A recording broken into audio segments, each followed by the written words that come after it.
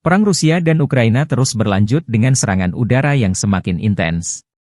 Memasuki hari 1083 waktu Kiev, 11 Februari 2025, seorang wanita terluka dalam serangan pesawat nirawak Rusia yang menghantam kota Sumy di timur laut Ukraina semalam.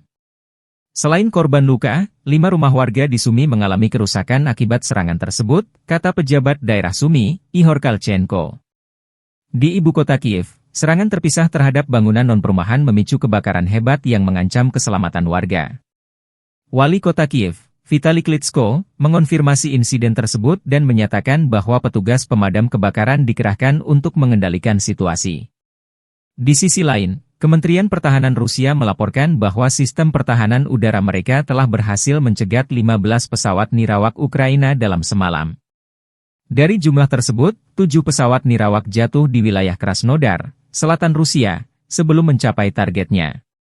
Sementara itu, sisanya dihancurkan di wilayah selatan dan barat Rusia, menurut pernyataan resmi Kementerian Pertahanan Rusia.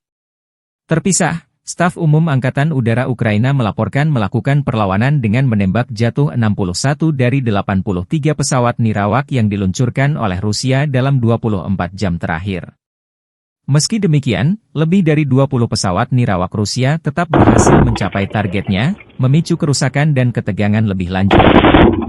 Serangan drone ini mencerminkan eskalasi baru dalam perang yang telah berlangsung selama hampir 2 tahun. Kedua belah pihak terus mengandalkan teknologi pesawat nirawak untuk menyerang wilayah lawan dan mempertahankan pertahanan mereka.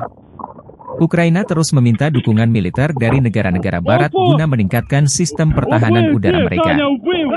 Rusia, di sisi lain, memperkuat perlindungan terhadap wilayahnya dengan memperketat sistem pertahanan dari serangan udara Ukraina.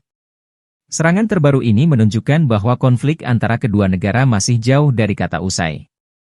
Warga sipil di Ukraina dan Rusia terus menjadi korban dari meningkatnya intensitas serangan udara. Organisasi kemanusiaan menyatakan keprihatinan terhadap dampak perang yang semakin besar terhadap masyarakat sipil. Perserikatan Bangsa-Bangsa, PBB, kembali menyerukan deeskalasi dan penyelesaian konflik melalui jalur diplomasi. Sementara itu, negara-negara barat terus memantau perkembangan perang ini dan mempertimbangkan langkah-langkah selanjutnya. NATO telah berulang kali mengecam serangan Rusia dan menyatakan dukungan terhadap Ukraina dalam mempertahankan kedaulatannya.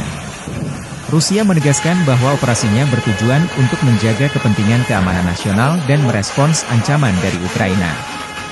Ukraina tetap teguh dalam mempertahankan wilayahnya, bersumpah untuk terus melawan agresi Rusia. Konflik ini semakin memperjelas bahwa perang modern kini banyak mengandalkan teknologi pesawat nirawak sebagai senjata utama. Keamanan di perbatasan kedua negara semakin diperketat seiring dengan meningkatnya serangan udara.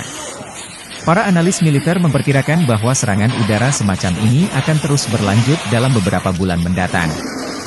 Hingga saat ini, belum ada tanda-tanda nyata bahwa kedua belah pihak bersedia untuk menghentikan konflik melalui negosiasi damai. Situasi di Ukraina tetap mencekam, dengan warga sipil terus menghadapi ancaman serangan udara setiap harinya. Perang ini telah menyebabkan jutaan orang kehilangan tempat tinggal dan menciptakan krisis kemanusiaan yang semakin buruk.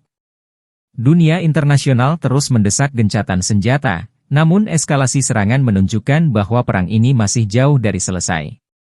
Dengan serangan yang terus terjadi, masa depan Ukraina dan Rusia masih diselimuti ketidakpastian serta ketakutan akan perang yang semakin meluas.